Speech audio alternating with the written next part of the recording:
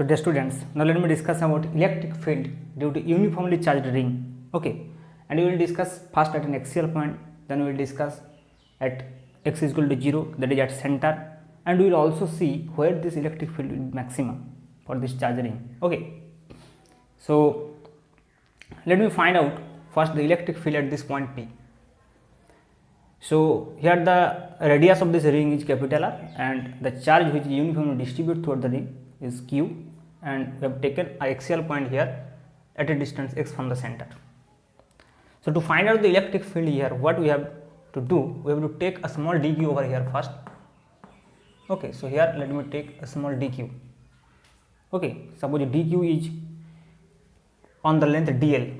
Okay, so here we have taken a small length element dl, and where dq charge is there, so obviously the charge per unit lambda will be dq by dl. Okay, so we can write this dq as lambda dl, dq as lambda dl. Okay, and obviously if you want to find out lambda from another point of view for the whole ring, then you can find this lambda will be also q by l, q by whole l, and total l will be 2 pi r, 2 pi r. So in that respect you can write this total charge q in terms of lambda, that will be lambda into 2 pi r. If you want, we can write in this way also. So here is the charge dq, and for this dq charge the electric field for this dq charge will be along this direction. Okay, so this is suppose dE, and if you take similar dq along here, so for this dq there will be another d, another d. Okay, and due to the symmetry, if this angle is theta, so this angle will also be theta. Okay, and if you again resolve this to d, so this angle will also be theta and this angle will also be theta. Okay, so for this d we have one component along this, so it will be d sin theta. Okay, and along this direction it will be d cos theta, d cos theta, d cos theta. And for this d also along this direction, this is d sin theta. Okay, and along this direction this is again d cos theta, again d cos theta. So d cos theta will be added up and d sin theta will be cancelled out. Okay, so if you talk about for the whole ring, so all d cos theta we have to taken. So the net electric field at this point P, if you take this point as P, so we have a net electric field.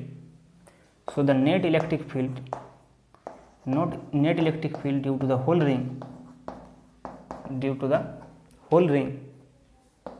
Okay, due to the whole ring, so it will be just E is equal to integration d cos theta, integration d cos theta. Okay, now what will be d, as this is x and this is r, so this distance will be root x square plus r square.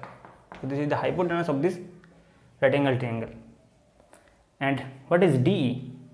So dE is for this dq, so for dE will be integration 1 upon 4 pi epsilon naught into dq divided by distance square, that is x square plus r square, root x square plus r square whole square, that is x square plus r square. And for cos theta it will be just base divided by hypotenuse, and for this right angle triangle at the base is x. Okay, so it will be x and the hypotenuse will be root x square plus x r square, so it will be this, something like this. Okay, so if we write this dq, we can write this dq as lambda dx. Okay, so if you write this dq as lambda dx, lambda dl here. Okay, so you can write this dq as lambda dl. So now you can find all the terms are constant, x is also constant, this is a finite distance, and r is also constant. So the only variable term is dl. Okay, so we can write this, we can write this in this way.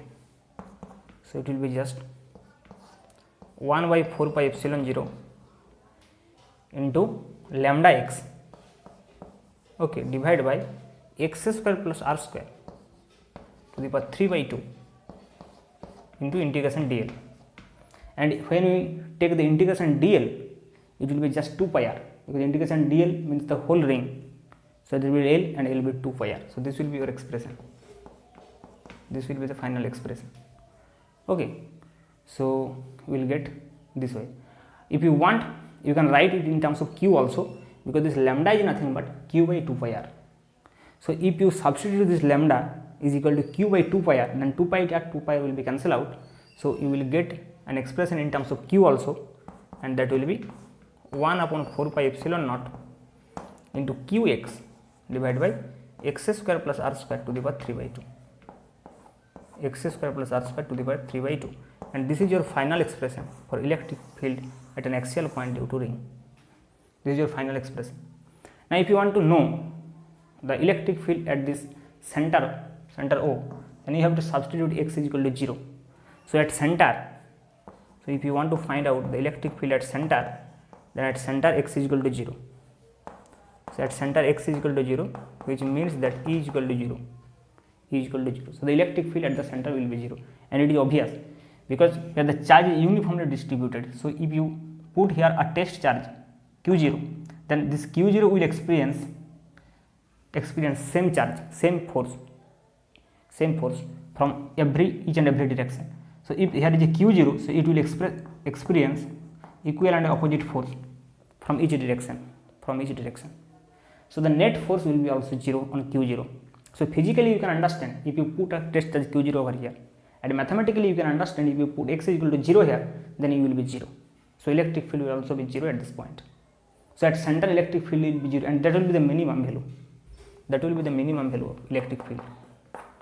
Why this is the minimum? Because E will not be negative, because if you talk about along this direction, so at this point the electric field is along this direction, and if you talk about here in this negative x direction, then the electric field will be is this direction, because as E is vector quantity, so negative sign will imply the direction also.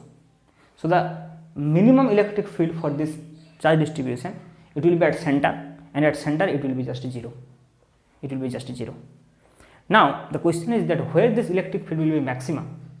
So it may be this point, at this point, or at this point, and you can see at infinite, if you put x tends to infinity, then it will be also 0, because if you divide by x, then you will get x plus r by something. So here you will get x in denominator. So if x is in denominator, so when you put x tends to infinity, it tends to 0. So obviously for any kind of charge distribution at infinite distance, obviously the field will be 0. The field will be 0 mathematically. So the electric field is 0 here, and the electric field will be 0 at infinity. So two minimum are there. One is at x is equal to 0. At x is equal to 0, electric field will be minimum, and at x is equal to infinity, the electric field will also be minimum. So obviously between these two minimum there must be a maximum point, and where this maximum point is situated we have to find out by using calculus.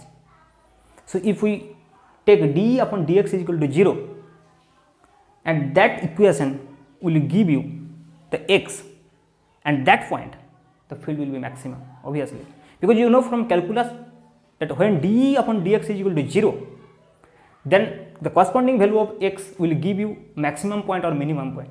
But as at x is equal to 0, we already know the minimum point. We already know the minimum point at x is equal to 0 and x is equal to infinity. So the other point must be the maximum point. So you can find out the maximum point for which E will be maximum. The value of x for which E will be maximum, we can easily find out by differentiating this expression. Okay, so if we take the differentiation of this expression, then what you will get? So here is this, so we can find out d upon dx. So let me find out d upon dx. So what will be d upon dx? So we don't need to differentiate this expression, because this is constant. The only variable is x, and x square plus r square to the power 3 by 2. So if you put the denominator, that will be x square plus r square, okay, whole square, that means it will be cube. The denominator will be u by v differentiation, nothing but, okay. So it will be this, and then it will be just x square plus r square to the power 3 by 2 into differentiation of x is 1 minus x into differentiation of this expression, and that will be 3 by 2 into x square plus r square to the power 3 by 2 minus 1, that means 1 by 2 into 2x. For x square it will be 2x, and that will be 0. For maximum that will be 0. So this term will be equal to this term, so it will be just x square plus r square to the power 3 by 2 equal to this 2 will be cancelled out, and it will be just 3x square into x square plus r square to the power half. Okay, so here is 3 by 2, here is half, and it will be 3x square. Okay, so this x square plus r square 3 by 2, and if you take this, if you take it in this side, so it will be 3 by 2 minus half, that will be 1. So it will be just the final expression will be x square plus r square, okay, is equal to 3x square. So you can write 2x square is equal to r square, which will imply that x is equal to plus minus r by root 2. So this will be your maximum point.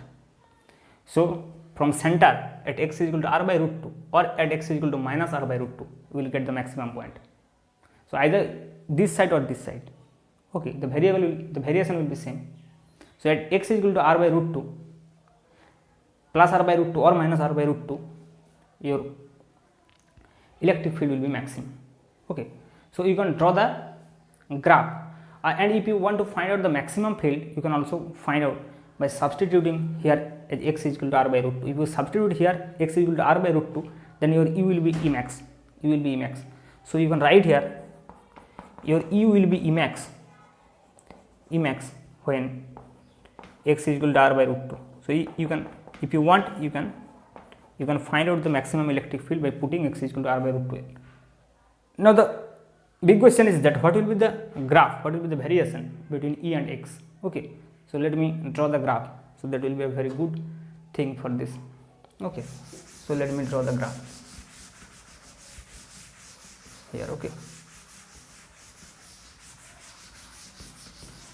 E versus x graph. So if you want, you can draw the E versus x graph. Okay, so let me take this as E and this as x. So you can find at x is equal to r by root 2 plus r by root 2, it will be maximum, and it will be minimum at 0 and infinity. So at 0 it will be minimum, E will be 0, and then it will be maximum, and then it will be again minimum at x is equal to infinity.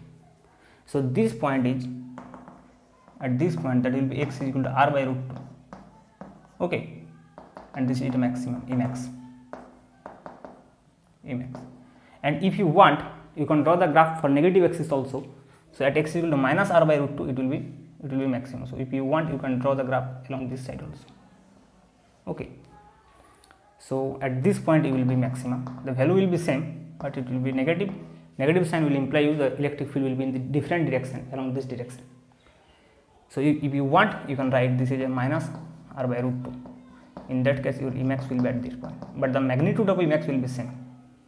What? The magnitude will be when you put here x is equal to r by root 2, here x is equal to r by root 2, you will get the Emax, and that will be the value of Emax here. You can find out. But the graph will be looking like this. If you want to draw the graph for the positive x-axis, then the graph will be looking like this. And if you want to draw this negative x-axis, then it will be like this. Okay, so this is the whole analysis for the electric field of the ring. Okay, thank you.